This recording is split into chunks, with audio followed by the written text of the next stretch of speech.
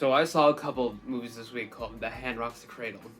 Very, I don't know, this domestic thriller would be to describe these movies. I've, people like Brian De Palma, I feel like Body Double, movies like that. Like these weird movies where they involve relationships and like they go like haywire, and this is one of the staples of that genre.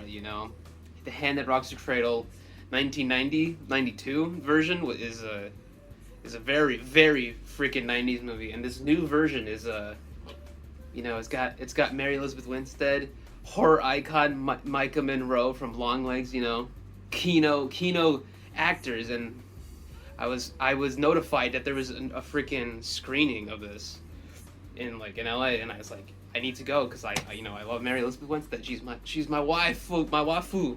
All right, I need to see this goddamn movie. And okay, and so I free screening is like it's like heaven came and blessed me to that day. And so I saw this freaking movie. I mean, vague recommendations from the original. I'm vaguely aware of this domestic thriller genre. Fatal Attraction, another iconic domestic thriller. Freaking Paul Verhoeven classic of crazy bullshit, fucking not crazy. Only things he could think of. The director of the original, Curtis Hanson, actually directed 8 Mile, which is funny. Eminem's my fucking goat. And fucking, I'm an Encore stan, personally. Fuck. Good album. Anyway, The Hand That Rocks the Cradle. Let's talk about it. Okay. So I literally had not seen the original. I was going in completely blind. I wanted to go in blind before I had seen the original because, I wanted to be really, really surprised and then, not really know what's going to happen.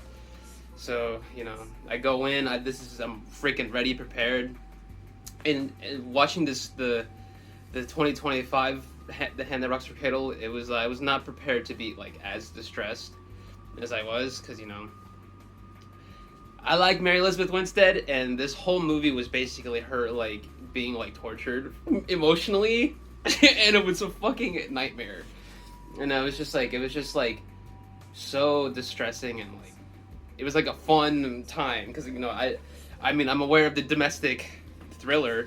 This is gonna go fucking awful, right?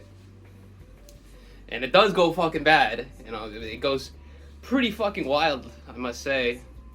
And Maika Monroe is also the bad guy. Spoiler alert. There's gonna be one of them is a bad guy, right? And fuck, she's menacing, because every other movie I've seen her in, she's been a timid, almost final girl, acting she's vulnerable. But the vulnerableness in this, there is a vulnerableness to her and her character here in this new movie. But she plays it completely with so much sinister and pain. It's kind of crazy. She has a lot of she can play a lot of emotional she can say a lot with her face. Let's just say that both Mary and Elizabeth Winstead and Maika Monroe are they're seasoned actor at this point. They're fucking crazy good. I thought even Longlegs was not my favorite, but I thought she was my favorite part of that entire movie because she was crazy good. And freaking having this movie, this movie is okay, we're gonna talk both of them at the same time. Let's compare it, right? The original is so 90s, it was fucking wild.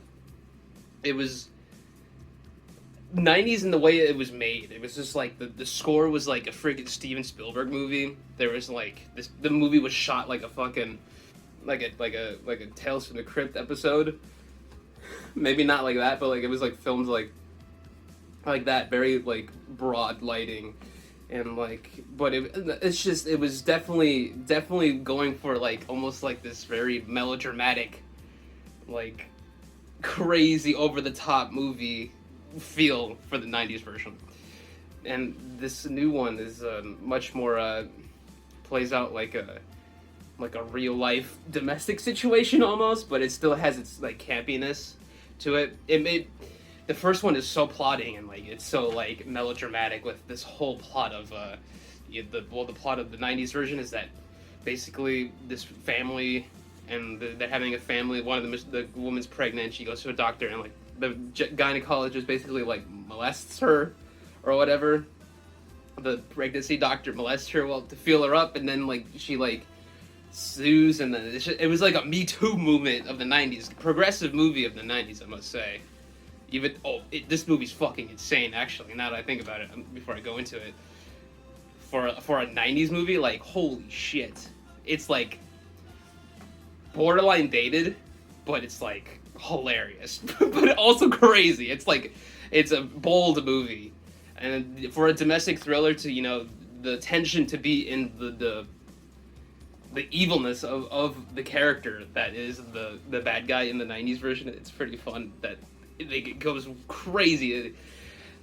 Like I don't know. This is the character in the '90s version of like the Ernie Hudson. I know I'm getting off track from the new one, but like holy fuck, this '90s one was crazy. It was like Ernie Hudson plays a mentally handicapped character, and then he's like bombarded by the evil character, and like they call him the R slur, and it's like the most insane thing. It's like you would not see that in any movie these days. It was fucking wild, and it was his whole character, the whole plot of that stuff was crazy, and knowing like I had none of this was like known to me when I saw this new movie, which is like it's crazy because there is a weird the element because the Ernie Hudson character is like almost convinced of like being a creep to the girl, and it's like crazy like. And like that's evil plotting from the blonde evil woman from the antagonist.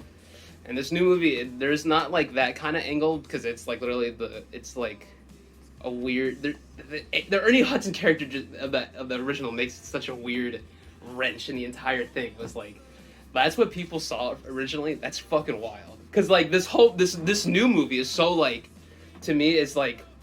It's accessible, but it's like it's still sick. it's still because the Maika Monroe stuff it is genuinely like what she does to antagonize Mary Elizabeth Winstead is like sick, and I was like sitting in my seat like fucking wanting to puke because like I was like oh my god please stop, you're hurting Mary Elizabeth Winstead too much, and you're like gaslighting her to no end. There was another element to this movie that now that I've seen them both, the new one that I liked was that I felt like the set pieces of being gaslit were a lot more, focused to being gaslit. Like I felt like in the original, it was more like all of a sudden the gaslighting all piled up at once, even though she was plotting a lot. I feel like the plotting against her was way more subtle in the original. Maybe it was like subtle that were like the mom literally never caught on until like the breaking point near like the fucking 2/3 of the movie. But like I feel like in this like in the 2025 version it's like Mary Elizabeth is almost like already like suspicious like almost like pretty early on, and like just but it's because the character motivations is completely different, so it's like it makes more sense because in this new version it's much more crazy. I don't want to get into spoilers of the new one, but yeah, so the original one was just so wild to me. It was like Julianne Moore showed up, Boogie Nights queen, and like she was looking cool, and then like the kill of like she dies, spoiler alert, and like she has the weirdest, lamest kill I've ever seen in a movie, and it's just like at least she was in it. She just like gets hit with the freaking glass house. I don't even know how that kills her, like glass falling on you from like not even that high up. Does that kill you? I don't want to know, but does that kill you? It was definitely a scene that happened. I thought the blonde lady, I looked her up on IMDb. She was apparently at Wedding Crashers. She was pretty fun. She was fucking like she didn't home it up like hamming it up too much with her acting, but she was definitely playing a really good fucking insane person. The blonde woman's chemistry in the original with the with the mom of the story of the original is very it's less horny as in this new one. It's so crazy with the new one. It's like there's a lot more like twists and turns to how the relationship plays out, where you know there's clearly like some like, you know, weird like sexual tension that like it's underlying and strange that you don't want to like bring up. It's like it's really like it's like unnerving and like, you know, kind of like spicy. It's pretty good in this new movie, but in the original bad like elements almost like it's not even there. I'm pretty sure there is like a weird element where she's trying to seduce the really cool looking dad character of this of the 90s dad character. He was more in the original he was more like I don't know, more like willing to believe his wife, I guess is what I would say. But you know the circumstances are way different. This mother is you know, Mary Elizabeth Winstead in this movie is freaking. She's a little messy character. She's got problems. I feel like this the original character is more written to be, you know, more more grounded, even though she is a victim of freaking assault and all that nonsense. Jesus.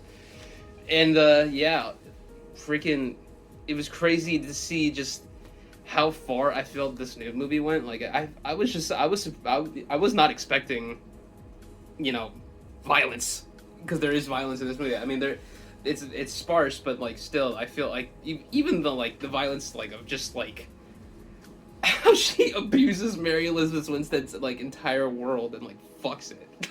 It's crazy. Great baby acting in this new movie. Like holy crap.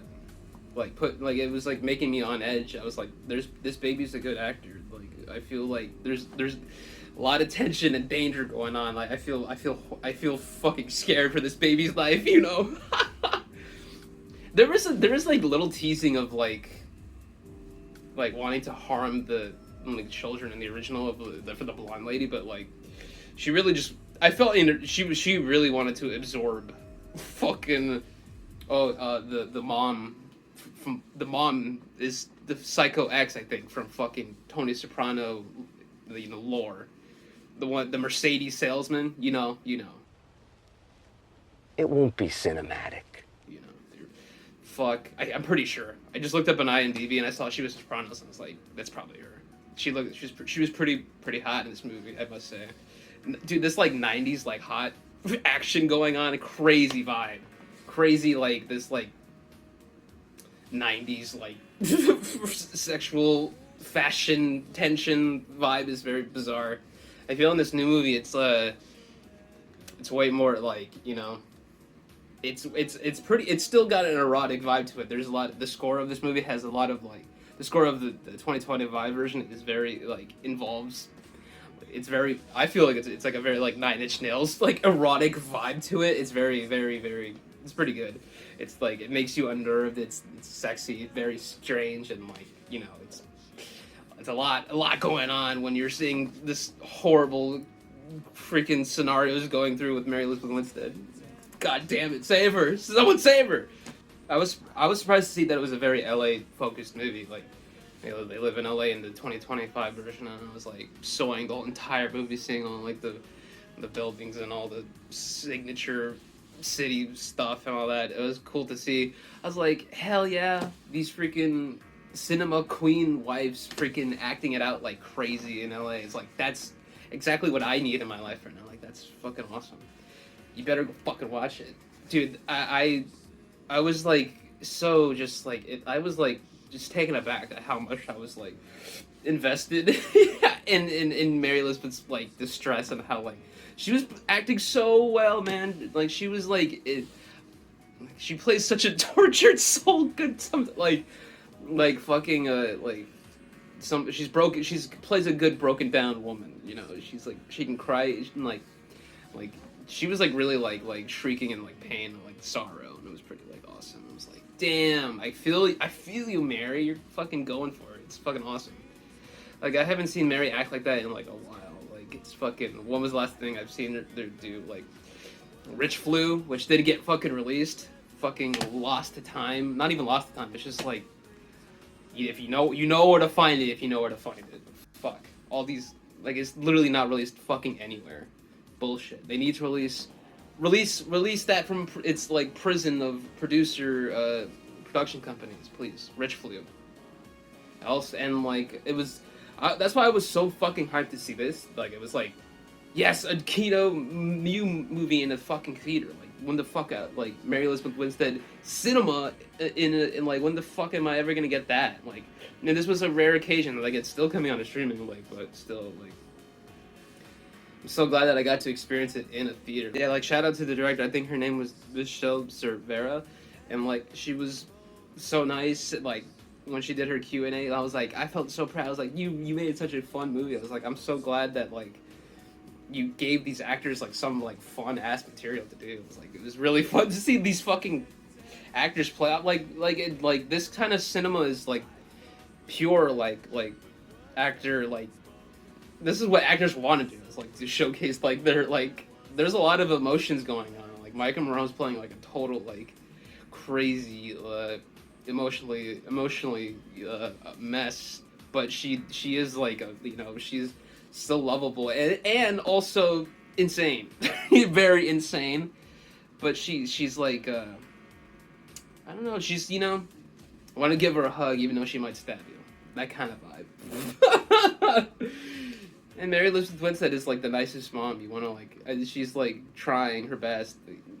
She's like the rich, like she's like freaking just an LA mom, rich and all that, but she's being fucking bombarded by a total evil presence in her house that she might have some more connection to that she earlier thought.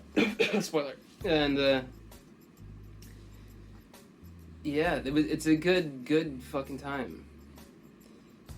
And also, like, damn, like the supporting stuff, like I said, the baby was really good. Like, there was like a supporting guy in this new movie that was like, it felt like a Justin Long esque like character, and like a like barbarian or like that kind of vibe where like it breaks up like the formula, but it was really like, it was still fun, and like his acting was very fun. I liked his interactions with Mary Elizabeth Winstead. It was very, very keynote epic.